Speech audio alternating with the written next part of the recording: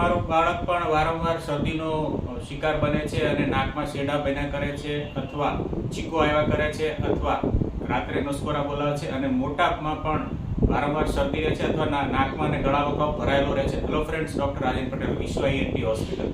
એને કહેવાય છે નોન એલર્જીક રાઇનાઇટિસ અને એનું એક કારણ બાળકોમાં બહુ મોટું કારણ છે એડિનોઇડ્સ, જેને નાકના કાકડા કહેવાય છે. મારો એક જે ફોલોઅર છે રાહુલભાઈ પ્રજાપતિ, એના રિક્વેસ્ટ પર હું વિડીયો બનાવું છે નાકના કાકડા અથવા એડિનોઇડ્સ.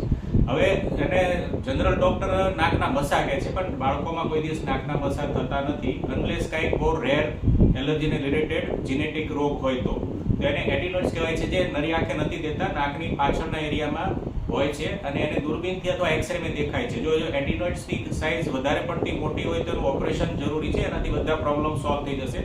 અને મોટા માણસોમાં એડિનોઇડ્સ બહુ રેરલી જોવા મળે છે, પણ એને મોટાભાગે દવાથી સારું થઈ જાય. જો તમને વિડીયો ગમ્યો તો શેર કરો, લાઈક કરો, મારી ચેનલને સબસ્ક્રાઇબ કરો અને ફોરવર્ડ કરો અને સેવ કરો. Thank you.